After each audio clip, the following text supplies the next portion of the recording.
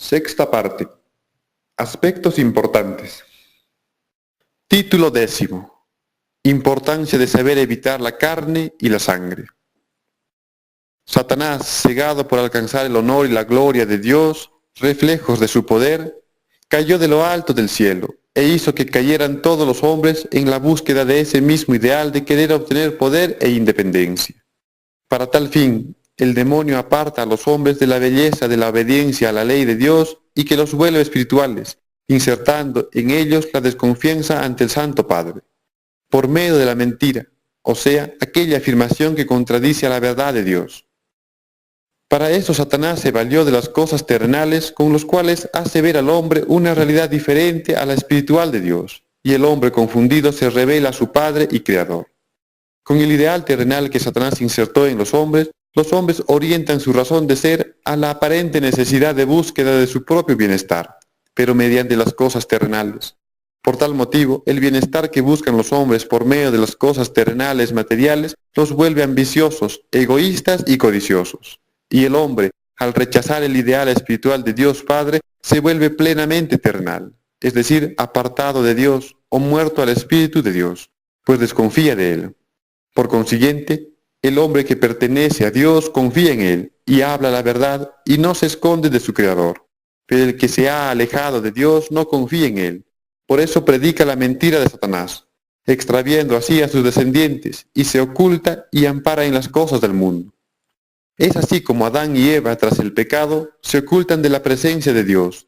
Esto nos lo indica la Escritura cuando afirma que oyeron después la voz de Yahvé Dios que se paseaba por el jardín, a la hora de la brisa de la tarde.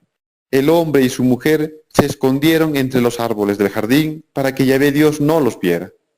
Asimismo, la realidad anterior se proyecta hasta nuestros tiempos cuando el hombre, debido a su ideal terrenal, rechaza el ideal espiritual de Dios, venido por medio de la doctrina de Jesucristo, y así afirma la Escritura que, porque no envió Dios a su Hijo al mundo para condenar al mundo, sino para que el mundo sea salvo por él. El que en él cree no es condenado, pero el que no cree ya ha sido condenado, porque no ha creído en el nombre del unigénito Hijo de Dios. Y esta es la condenación, que la luz vino al mundo y los hombres amaron más las tinieblas que la luz, porque sus obras eran malas. Porque todo aquel que hace lo malo aborrece la luz y no viene a la luz, para que sus obras no sean reprendidas. Mas el que practica la verdad viene a la luz, para que sea manifiesto que sus obras son hechas en Dios. Debido al engaño y la mentira del maligno, los hombres rechazaron el ideal espiritual de Dios Padre, y de ese modo, por causa del hombre, toda la tierra lleva la maldición de Dios, y esto incluye a todos los seres creados a partir de la tierra. Por tal motivo, tras el pecado del hombre, toda forma de vida creada a partir de la tierra dejó de ser espiritual, o sea, apegado a la ley de vida de Dios, para volverse terrenal, es decir, apegado al ideal terrenal que origina la muerte en todos los seres vivientes. Y como los hombres no han querido ni quieren dejar de creer en la mentira de Satanás, toda la tierra continúa con la maldición hecha por Dios. Por lo tanto, los hombres necesitan expulsar de entre ellos mismos a esa maldición, para salir de este ambiente donde reina la muerte y la destrucción. Pero para que el hombre expulse la maldición de sí mismo, necesita arrepentirse y en consecuencia convertirse al Señor. De ese modo está eligiendo vida y no muerte, bendición y no maldición. El arrepentimiento es volver a Dios mediante un espíritu que realmente siente contrición. Y uno siente contrición cuando se toma por ciertas las palabras de Dios y se es capaz de ver nuestros propios errores. Entonces, arrepentirse es tomar en cuenta las palabras de Dios, de manera tal que el hombre decida ponerlas en práctica, y así servir a Dios. De ese modo se evidencia en los hombres su sincera conversión. Por lo tanto, no puede haber arrepentimiento verdadero en los hombres si siguen situados en sus propios planes de vida terrenales. Y aun cuando los hombres terrenales le añadan a sus planes algunos requisitos para la vida cristiana a partir del bautismo, esto no demuestra un sincero arrepentimiento, ya que todos los que se arrepienten y en consecuencia deciden volver al Creador, deben de andar por su mismo camino de justicia divina. Y para volver al camino de justicia de Dios, los hombres deben de enmarcarse dentro del plan de vida establecido por Dios desde el principio de toda la creación hasta el tiempo de la Reforma. Esta reforma empieza con la primera venida de Jesucristo a este mundo, y se consolida con su retorno o segunda venida para nuestra transformación en la resurrección de los muertos.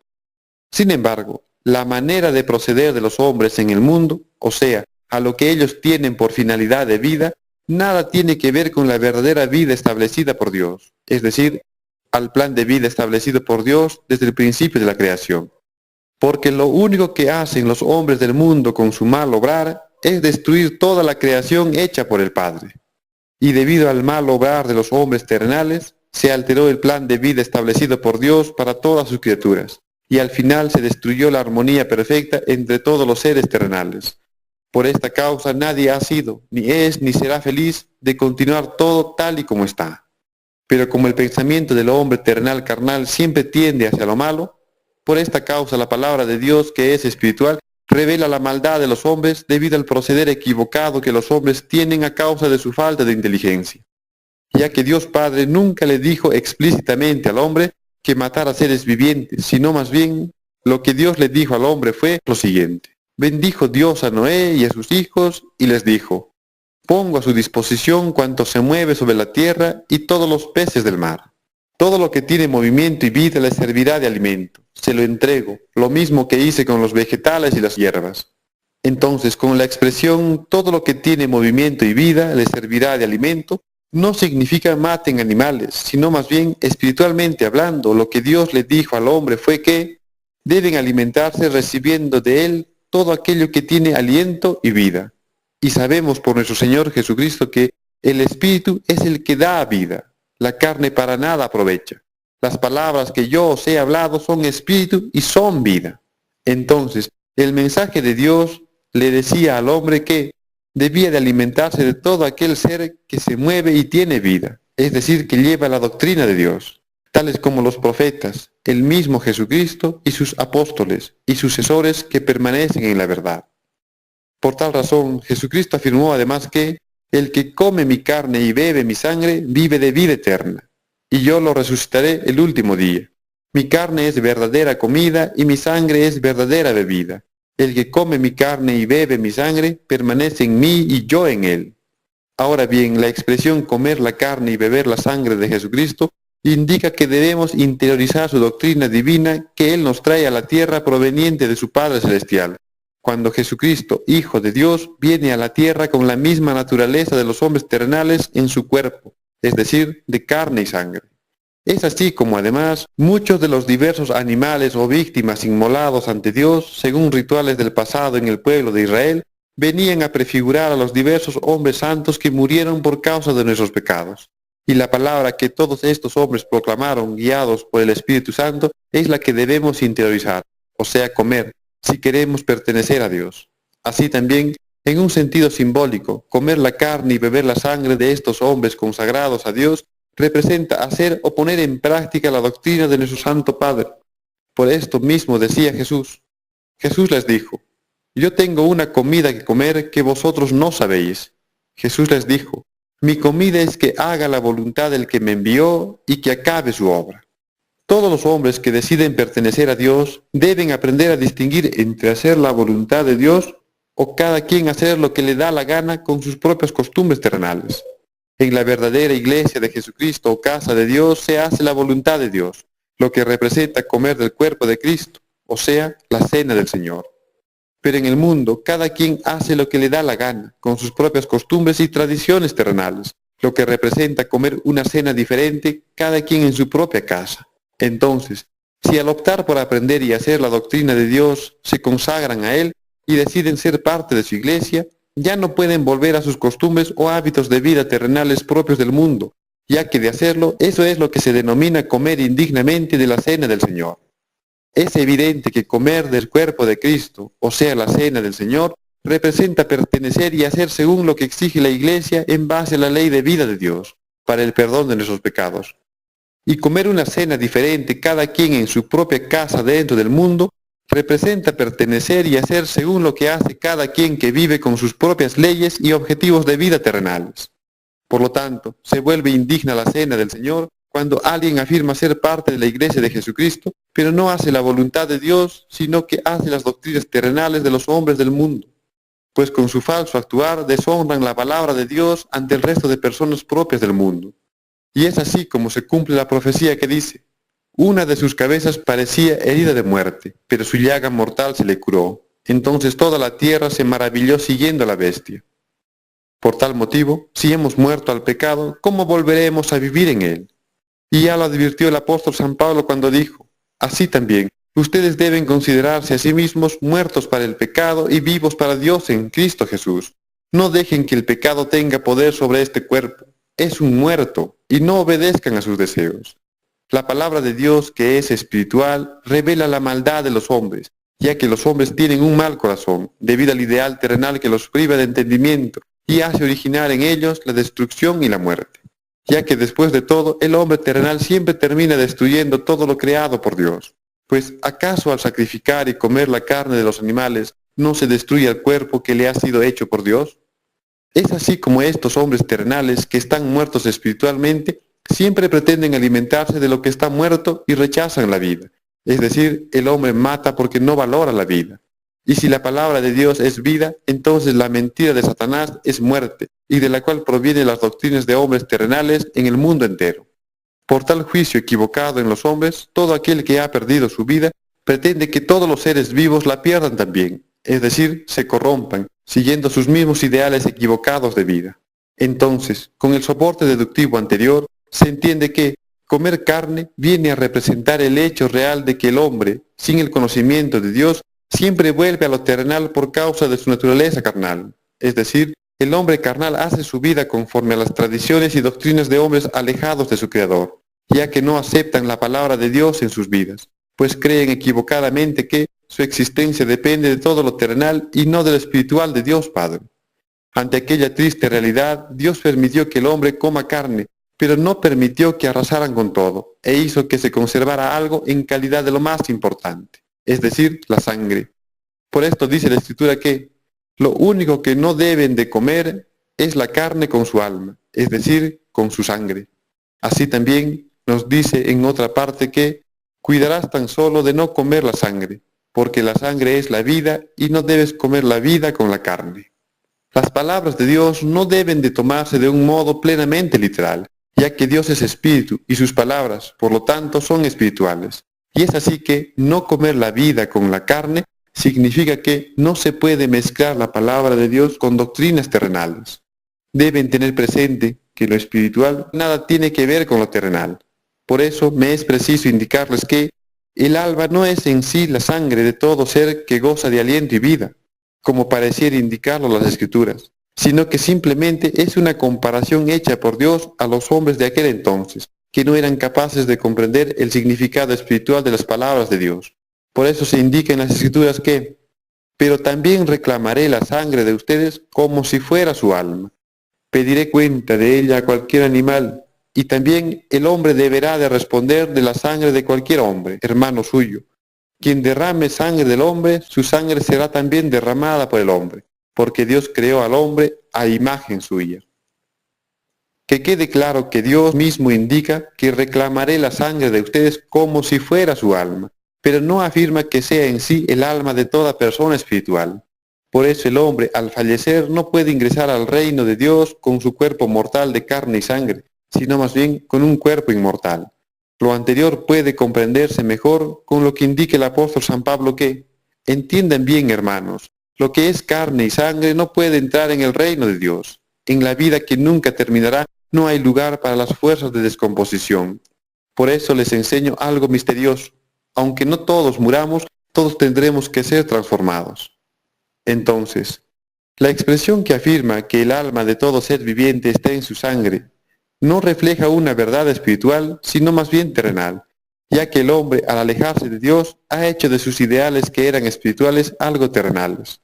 Y por tal motivo, tras el pecado, Dios Padre hizo que el hombre, que era inmortal, pese a su condición terrenal en su cuerpo, se volviera mortal en su carne, y la diferenció del anterior mediante la sangre que Dios puso en el cuerpo carnal mortal.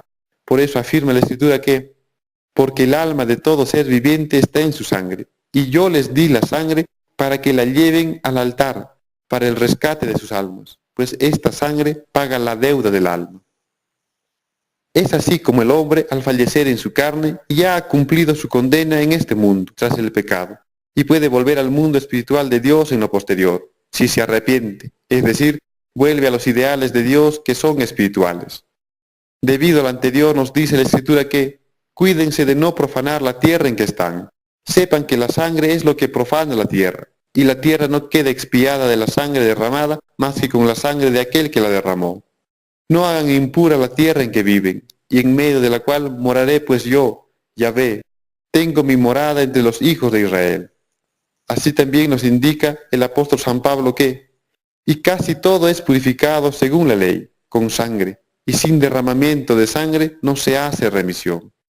Ya que cuando los hombres fallecen en su cuerpo carnal, quedan libres del pecado, es decir, de sus ideales terrenales, pues descubren su realidad espiritual al salir de su cuerpo carnal. Por otro lado, si la sangre prefigura el alma de todo ser viviente terrenal, prohibir que el hombre la comiera simboliza espiritualmente prohibir que el hombre atente contra lo más puro de la existencia, que es la vida espiritual. Por eso indica Yahvé Dios que, entonces Yahvé Dios dijo, ahora el hombre es como uno de nosotros en el conocimiento del bien y del mal, que no vaya a echar mano del árbol de la vida, porque al comer de él viviría para siempre. Ahora bien, para que comprendan la importancia simbólica de la sangre, partamos de las siguientes alegorías. Del mismo modo que el cuerpo humano es la organización perfecta de órganos perfectos que trabajan conjuntamente para el logro de un mismo fin perfecto, que es generar existencia carnal, así también el cuerpo de todo ser viviente viene a prefigurar la organización celestial de Dios que es perfecta, y persigue un mismo ideal de vida que es perfecto. Y de la misma manera que la sangre lleva los nutrientes a todos los órganos del cuerpo, así también el Espíritu Santo de Dios transmite el alimento espiritual, o sea, la palabra de Dios que es vida, a toda la organización celestial de Dios. Además, así como las defensas del cuerpo ante organismos patógenos se encuentran en la sangre, del mismo modo la palabra de Dios que se nos transmite por medio de su Espíritu Santo nos protege de todo lo malo, de todo ideal equivocado que hace mal. Y del mismo modo que Dios infunde de su Espíritu a toda materia terrenal para que tenga vida y produzca algo bueno, así también, de manera análoga, Dios estableció algo respecto a la sangre, y se nos indica que cuiden tan solo de no comer la sangre, sino que la derramarán en la tierra como se derrame el agua.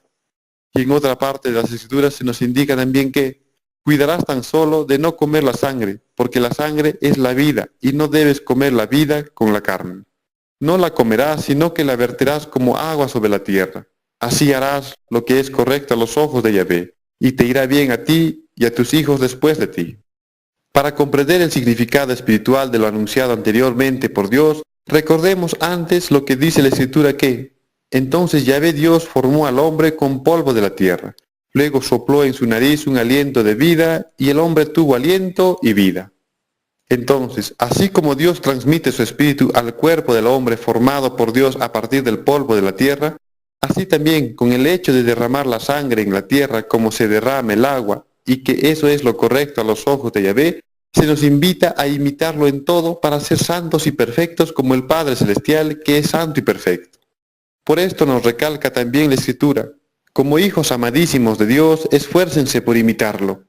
Sigan el camino de amor, a ejemplo de Cristo, que nos amó y se entregó por nosotros como esas ofrendas y víctimas cuyo olor agradable subía a Dios.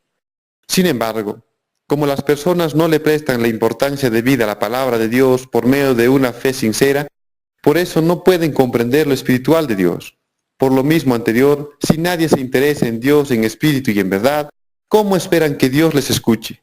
Porque lo terrenal ahoga el entendimiento espiritual de los hombres, y ya nadie sabe cómo comprender ni dirigirse a Dios.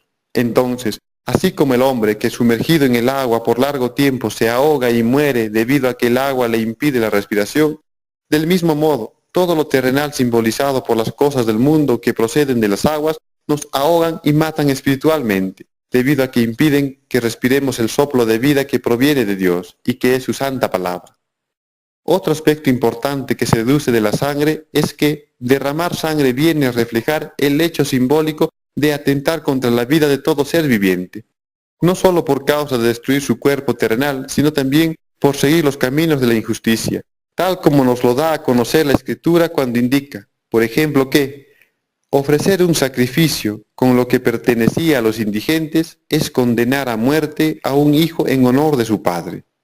El pan que mendigan es la vida de los pobres. El que se lo quita es un asesino.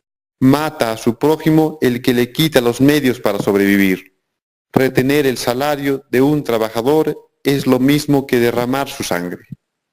Entonces, todo hombre que no obedece la ley de Dios, es decir, actúa en amor, sigue los caminos de la injusticia, o sea, actúa en pecado. Y quien hace injusticia, o sea, justicia de hombres terrenales, origina muerte en sus semejantes y en toda criatura hecha por Dios. Es evidente que la carne y la sangre nos revelan la naturaleza terrenal del hombre vendido al pecado. Por eso, dentro del ritual que mandó Dios al pueblo de Israel, se establecía que llevar la sangre al altar representa pagar la deuda del alma, ya que tal como se explicó anteriormente, la única manera de que el hombre quede liberado de la esclavitud del pecado es mediante su muerte corporal. Pero para que el hombre pague su deuda del alma, es decir, deseche definitivamente el pecado, debe de arrepentirse y combatir hasta la muerte contra el pecado. ¿Cómo? Obedeciendo en todo a la ley de Dios, que es el amor. Es así como nuestro Señor Jesucristo pagó por todos nuestros pecados con su muerte en carne. Y al mismo tiempo Jesucristo, con su muerte en carne, por causa de defender hasta la muerte al Santo Evangelio, tuvo acceso hasta el mismo sitio sagrado donde está su Padre Celestial, dentro de su templo sagrado en el cielo. De ese modo, simbólicamente hablando, Jesucristo llevó su propia sangre ante el Padre, para la redención de nuestros pecados, como nuestro gran sumo sacerdote eterno. Entonces, los términos carne y sangre exhortan a todos los hombres a saber discernir la naturaleza terrenal, vendida al pecado, de la naturaleza espiritual, comprado al amor, y por ende, a actuar en conformidad a esta realidad espiritual que nos lleva a enmarcarnos dentro del plan de vida original establecido por Dios. Unánimes respecto a este plan de vida, los hombres que se arrepienten de verdad deben de aprender a reconocer su verdadero alimento, tanto terrenal como espiritual, establecido por Dios desde el principio, y al cual se retornará al final de los tiempos, tal como indica la Escritura que afirma: dijo Dios, hoy les entrego, es decir, al hombre, para que se alimenten toda clase de plantas con semillas que hay sobre la tierra, y toda clase de árboles frutales, a los animales salvajes, a las aves del cielo y a todos los seres vivientes que se mueven sobre la tierra, les doy pasto verde para que coman. Y así fue. Dios vio que todo cuanto había hecho era muy bueno, y amaneció y atardeció. Fue el día sexto. Queda claro que Dios jamás dijo al hombre que mate animales, sino que interioricen la doctrina de Dios venido por medio de todos sus mensajeros, y fundamentalmente por medio de su Hijo Jesucristo, y la del Hijo del Hombre. Es así como, debido a la obediencia del hombre a su Creador, que Dios retirará la maldición hecha originalmente tras el pecado, y todo retornará al plan original de vida establecido por Dios al inicio.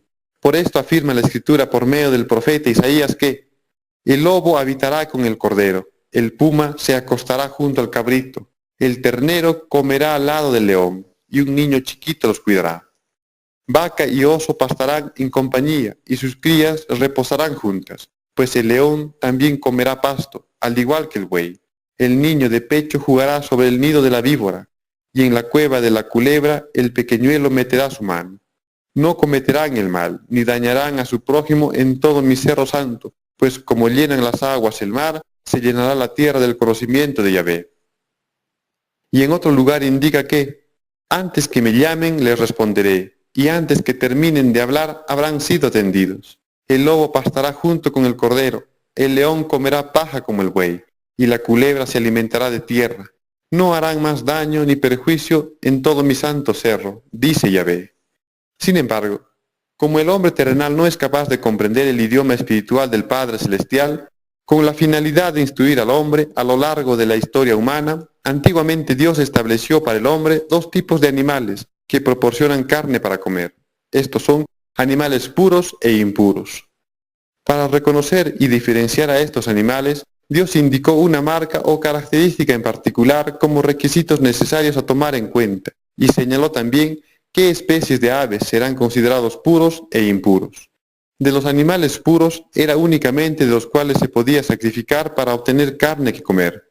De ese modo, el hombre se prepararía para distinguir lo bueno de lo malo a la hora de comer carne, pero no haciendo distinción entre animales propiamente dicho, sino más bien según se lo indique la palabra de Dios, es decir, aprendiendo a obedecer a Dios.